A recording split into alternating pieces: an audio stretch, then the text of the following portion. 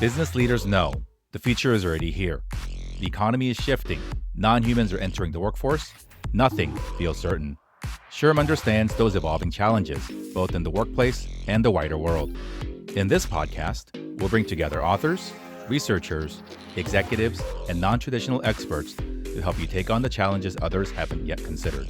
Because you don't need to be a futurist, you need actionable insights now. You need to be a Tomorrowist. I'm Jerry Wan. Welcome to Tomorrowist, where we explore the trends shaping the future of work. The workplace of tomorrow depends on the actions we take today. Yet gaps between education, employer needs, and workforce readiness threaten both economic growth and workplace success. As organizations move towards skill-first learning and hiring, the question is, how do we better align what students learn with what employers need? Joining us to share her perspective is Lily B., President and CEO of AACSB International, the world's largest business education alliance. Lily, welcome to Tomorrowist. Thank you, Jerry. I'm excited for this conversation. You have your eyes and ears across the world on how schools are preparing students and future leaders in a world that seems to change so quickly. New technologies come across every day, every hour. There's updates. And so really excited. And I hope that we can talk about things from the context, not just of specific technologies, but broadly speaking, so that this conversation remains relevant for folks, whether they are listening to it on the day it releases or maybe even just a few months later down the line. Let's start at the top, Lily. Many leaders say that the education to employment pipeline is broken from a traditional perspective. What does that actually look like from your perspective for employers and graduates today? Yeah, that started a very hard question, Jerry. And I actually came from both education industry and for the longest period of time, it came from business industry. So I would say calling education to employment, the pipeline is broken. It's probably a little bit oversimplifying. And I definitely believe there are a lot of nuances, a lot of realities. Yes, gaps does exist. But because of the world of the world of work is changing so fast and has been evolving, I think it can only go faster than today, right? That is why there's a feeling that education always trying to catch up to the employment, to the need of the work. But I don't think it's a 100% accurate statement. Probably their university is big if we're talking about the whole university as a context of education. In the United States, you have almost 4,000 universities. And for in my area, we focus on the business college, business education, which is the subset of the university. It's about 40% of the 4,000, about 1,600, right? I'm just talking about United States. Then in terms of the AACSB, is about 550 of them received the, following certain standard, which is high quality business education. So that is the word I know. That's why today's conversation I have to kind of focus on the word I know. That is business schools actually have been doing a lot, more and more each day, is that to find a connection between student to their future profession, from faculty to their future profession. And also almost every single school has advisory council. So this advisory council come from the business world. They try to make that connection. And because of the changing too fast, maybe there is some level of skill mismatch, and the speed mismatch that created such kind of a feeling that, maybe our speed is not as fast as the speed of the business world. So, but business school is absolutely catching up. One professor we were just talking about, every single year, they have a catch-up debrief with the major employer just to make sure to assess whether the student meet the employer's need, whether there is any skill map, then bring that skill map back to the university. So many things are happening, but more need to be done. Agreed. And I don't want to focus on just sort of the technological impacts of, what's happening in the world of AI and stuff in 2025, but over the last 10 years, if we take a little bit of a bigger look, we dealt with the pandemic, we dealt with the transition to a more work from home friendly environment. There are global impacts of a whole lot of different things. And so how is that disconnect, broadly speaking, as a trend? Let's say, take the last decade or so. How has that evolved, and where do you think it's going? I think I'm so glad pandemic is over. Now people more connected and actually it gave us a new opportunity to connect like this. Pre-pandemic, we probably cannot do this podcast in this way. It's everything in person. So give us just a new channel for communication. Um, every single time there is a crisis, there could be a new opportunity. So this now with the AI is the same, right? And my background came from technology. Though I did work in many different industries, but technology is still my core. AI is changing very fast. And the biggest difference between today's AI and the past round of the industry revolution would be those are simple automation. This AI is machine learning, meaning the chance that human being can control it is getting less and less, right? That's why how the university, how the employer, how the business school to teach a student to apply the AI and teach student using the AI to teach and use thinking about how to do the assessment. How do you score if the student using AI to create the paper? There's just so many things we have to rethink everything we do in the business world, in the education world. We hear a lot about, skills first hiring, and I think we're hearing more and more, and it will be. Obviously there's, validation, accreditation, and then prestige involved with degrees and where certain companies recruit, and all those things are traditional things about the, campus to corporate pathway. In your view, though, what does the skills first hiring truly involve?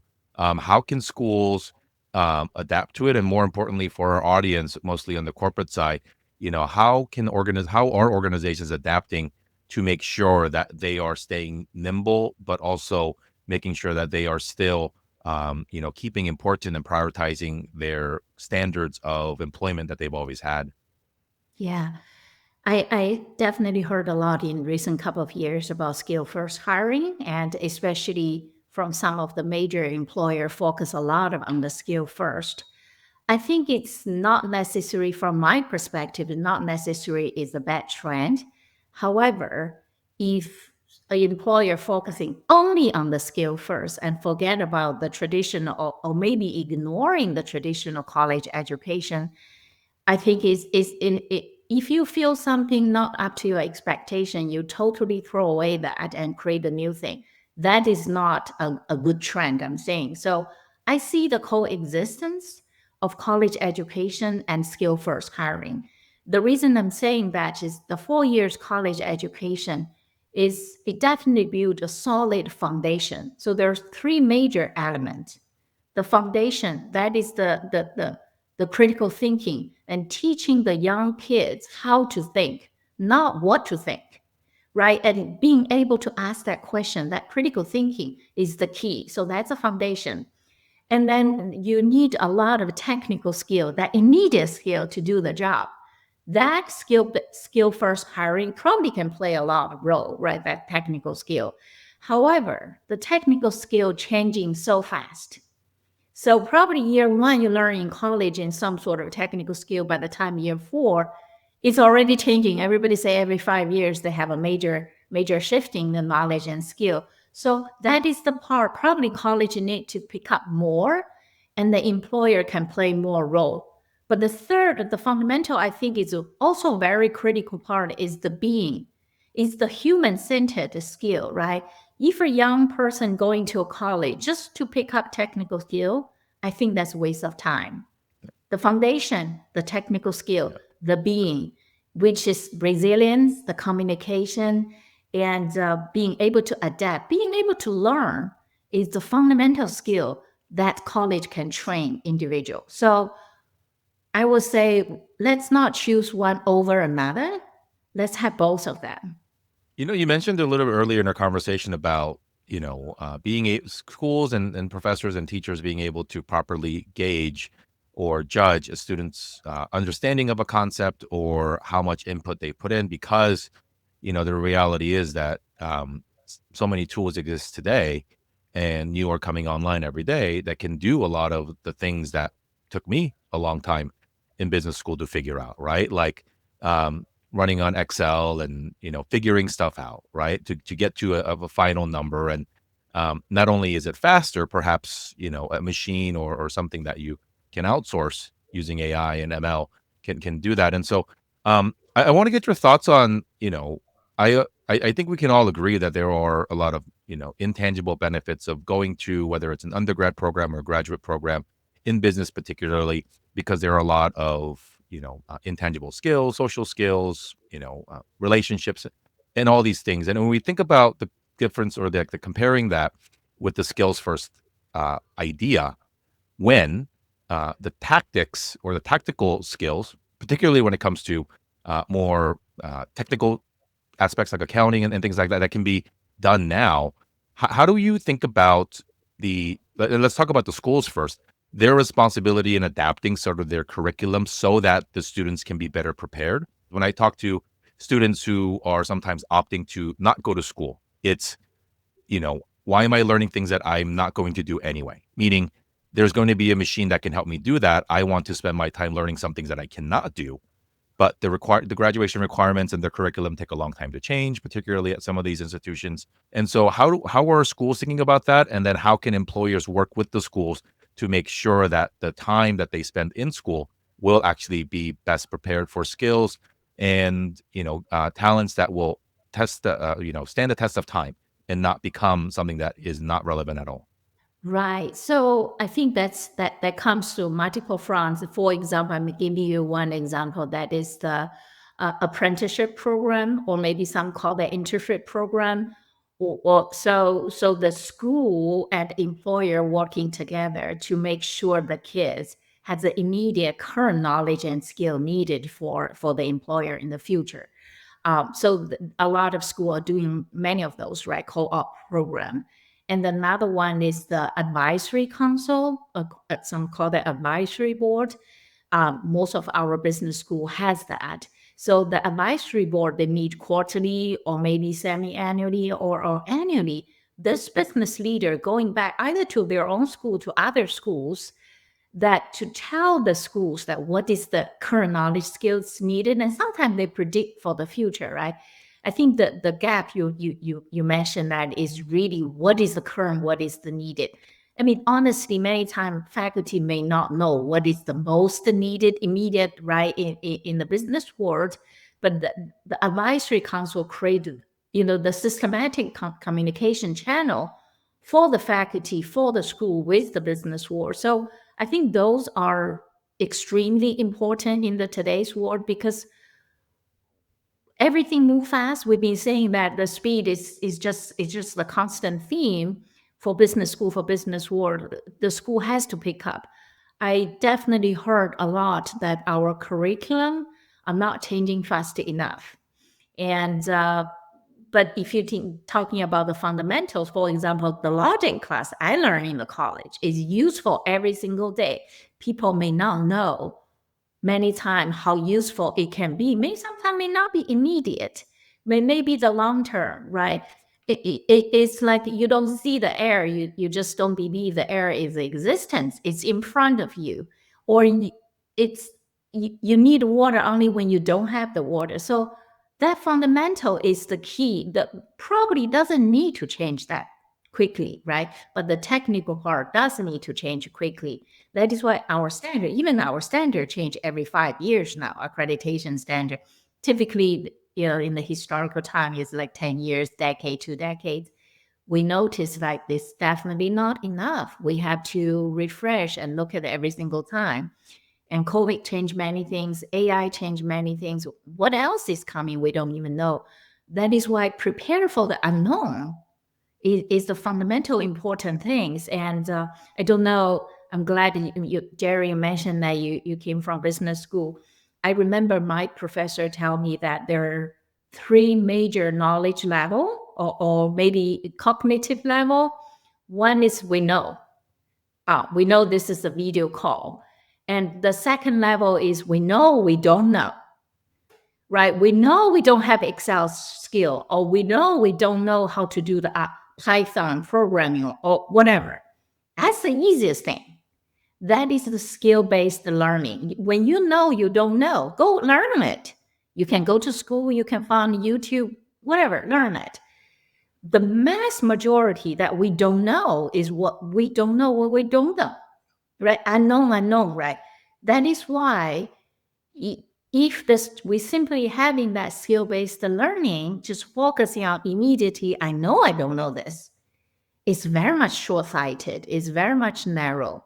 I really want the whole society, the country, the employer, and also all of our school just focusing on more that unknown. Bring the kids to know, having the curiosity to know how to ask the right question.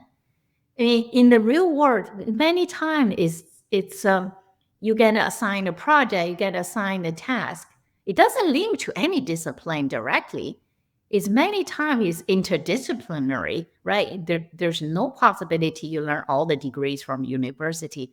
So you have to find a way to explore. I wanted to probably this is a little bit too long. Bear with me.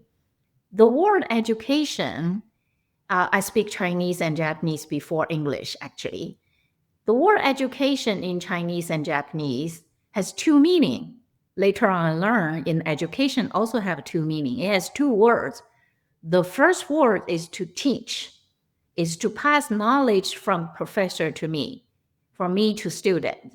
But the second word is nurturing. That nurturing is all about the being.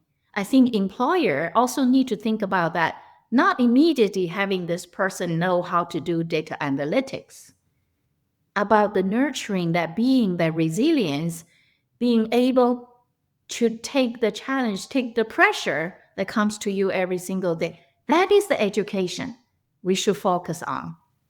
Yeah, it's, one thing to have machines and programs do the task, but and as you mentioned, one of the things that you can't take away is understanding why, or, as you mentioned, you have to ask questions.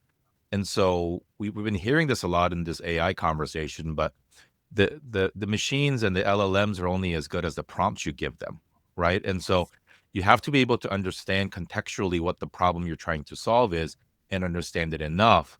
It's one thing to know all the shortcuts or the formulas in Excel, but you have to understand what you're trying to synthesize and what you're trying to analyze so that you can get to it.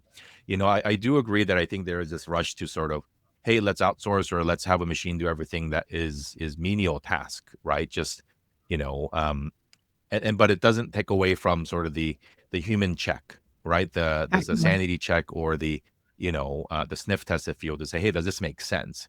And I think those are the things that require not only reps but time within an academic scenario for students to be able to challenge themselves, to be challenged, and to fail and to learn. And so, I think as you said, we're in uncharted territory in terms of how quickly the surrounding technologies that impact not just professional but academic worlds are changing. Um, let's talk about sort of a related topic, which is, we talk to business leaders a lot here on this show about what they're doing to stay ahead of the trends. They are testing the technology, they are having teams, they are investing in things. They're also using a lot of discernment in, deciding which technologies to go all in on, which to wait on. When we live in this part of the internet, Lily, when we are so involved in the technology, we live in this world where we get the confirmation bias. The reality is that not all of business and not all of education will adopt everything we talk about. And so there's this sort of, the reality is that many of us will do jobs and things still the old fashioned way. What are some of the conversations that business school leaders are having in your world as it relates to the technologies that are impacting their campuses in helping not only their students, but their schools prepared to continue to be great partners for employers who hire their students?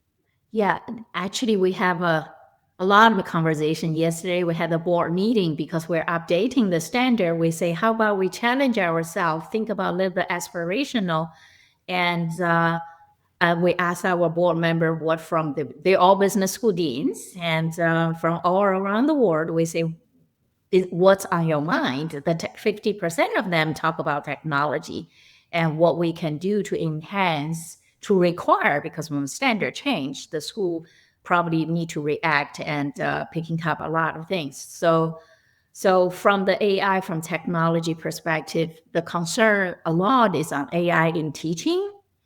And I think I kind of mentioned that what to teach, right? If you're teaching marketing class, you can talk about traditional marketing, traditional media, but you can also talking about using AI in the marketing, that cases, though your curriculum doesn't need to be changed, but the cases is changed, right? And one of the professors shared that it's like using Sephora. They use the AI in the beauty, like you saw the website, this lipstick, how do we know if you don't go to the store, you don't know whether that works. So that AI exists, and the Sephora has that, not to marketing for Sephora, but a lot of AI tools in the supply chain, in the marketing, and many other things. So the teaching, the content of the teaching must be adapted with the latest current usage of the case. Then the pedagogy, how to teach, is a major area. Historically, if, for example, if you bring the real world cases, you allow students to imagine, right? And now you have the XVR, or those virtual reality video, or you even have a bot. For example, you have debate class, you can have a bot. There's entrepreneur class, you have a CEO, entrepreneur CEO, build that into a bot, and you can have a real conversation with the student. That mechanism of teaching has been changed. That has been applied in many, many schools. And the assessment is the hardest part. And when AI started, many schools say, nope, you're not allowed to use it. That's the safest way. You're not allowed to use it, right? So that professor is easy. I know it's your own job.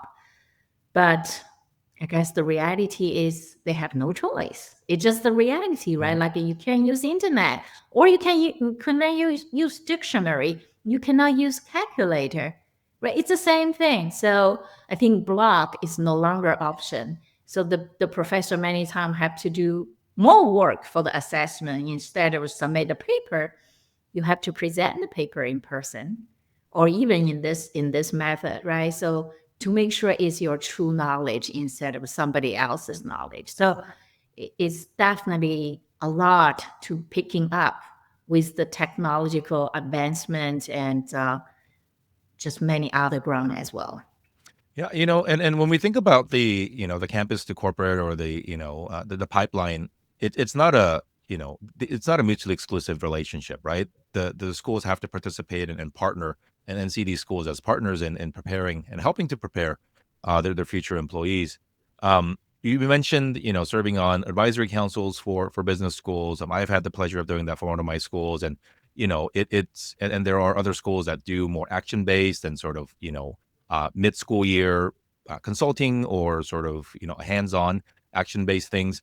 What are some other ways, particularly with technology as it evolves, that business leaders, our audience, maybe even particular lens to HR leaders, can do and get involved in with their local schools, or with the schools that they regularly recruit from, to make sure that they are in the conversation, and that they are having a hand in how it not only shapes the curriculum, but also preparation for their future employees? That's actually excellent question. I always believe when working in many companies, organizations, working with many HR professionals, is to me, it's more like strategic architect, right? HR, and that bridge the education and employment, and sometimes to the policy changes, right? You mentioned a few major employer, they say they don't need to hire a college degree, and others is okay. But I think HR in every single cases, it will play a tremendous role, probably will play more roles in the future.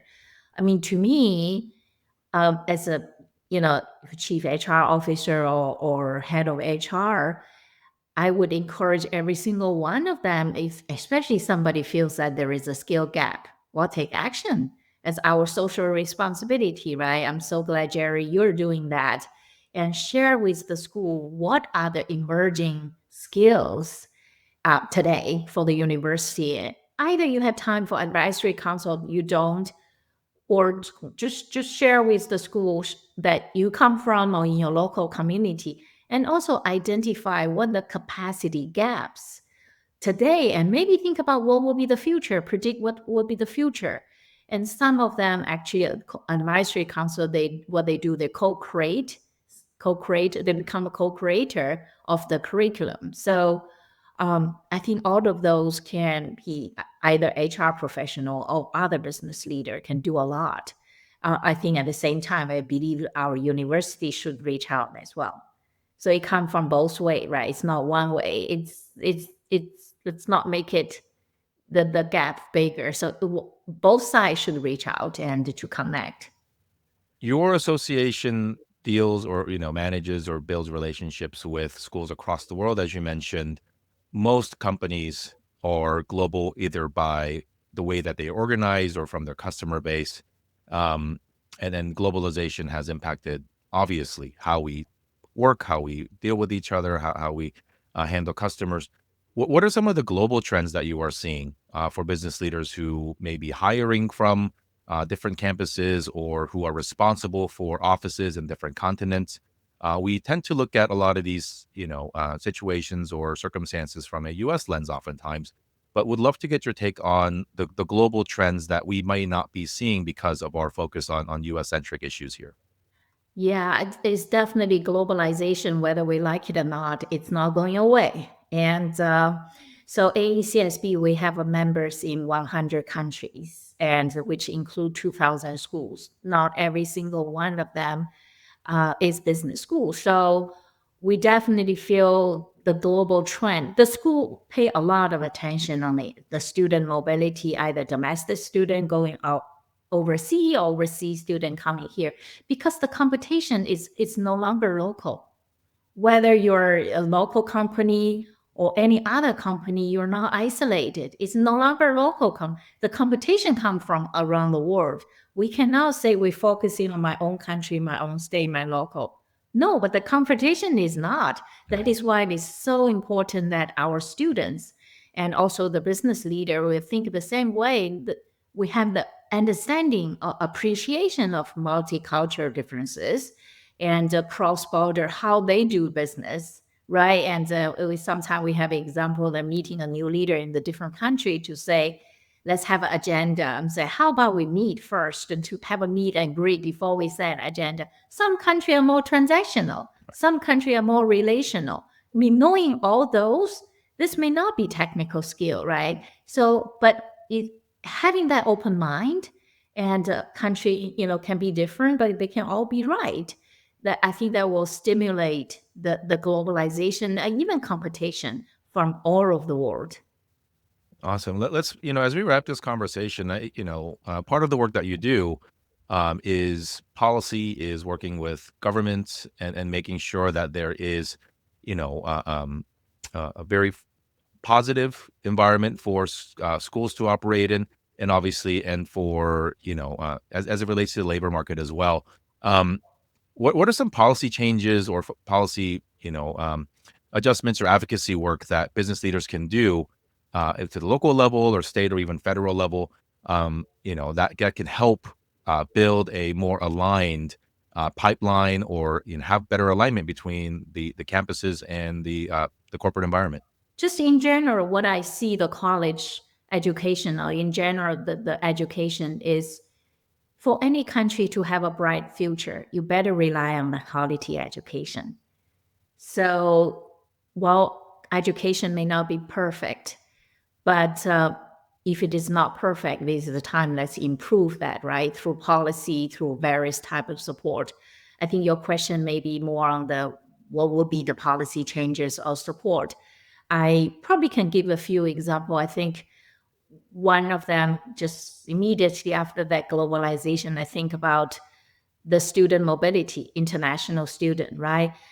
While if you're thinking about just from any country, United States as an example, international students consider as an export, though it is the student coming in, is American education exported to international, right? So that's equivalent to the fifth biggest export in the United States. That's how much it's contributing to the economy. So I think, if any state, any country's government, it would be smart to support. You bring these kids coming in, they pay the full tuition, they give the greatest support to the local university, to the economy, and some brilliant, very few, right? Brilliant people stay in the country is also for good, right? You get a lot of new talents. But another thing I would say, support educators from the K to 12, from high college, whatever way the policy can support educators. My husband was a high school principal, I do know. So they gave a lot. Mostly gave it a passion, but they're not rewarded at all. Right. They're not rewarded at all. Let's respect them. Let's find a way to reward them so they can bring better future for the country. And there are many other things like apprenticeship program. Let's support that. If the immediate skill is important, let's find a way to do that. If accountability is the issue, let's create a different mechanism, measuring system, focusing on more the outcome than the output or the input. So the measurement issue can be changed to enhance accountability. But I think this is the time we need to spend more energy on the education and, shorten the gap between the education and employment. So I hope your audience can support that as well.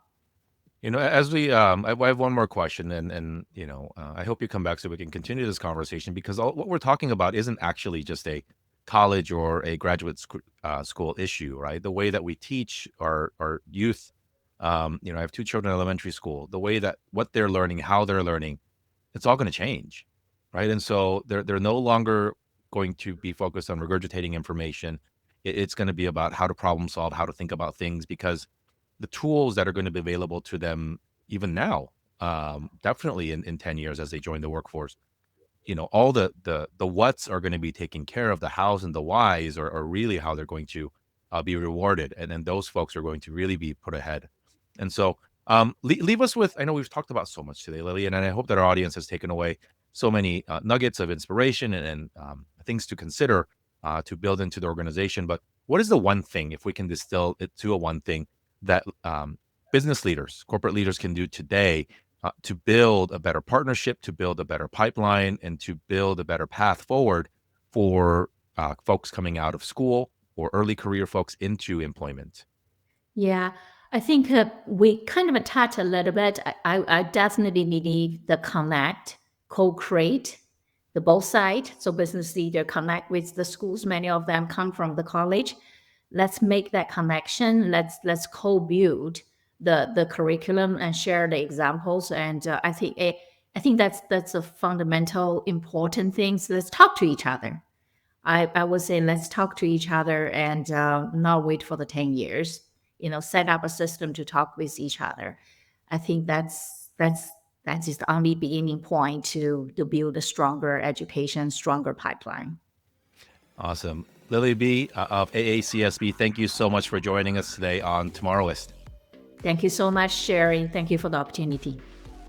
That'll do it for this week's episode. See you next time on Tomorrowist. If you enjoyed today's conversation, please subscribe to Tomorrowist wherever you get your podcast. We also publish a weekly newsletter with in-depth articles and the latest SHRM research to help keep you in the know about the trends shaping the future of work. You can subscribe and find all of our episodes on our website at shrm.org/Tomorrowist. Thanks for listening. And remember, the workplace is changing rapidly.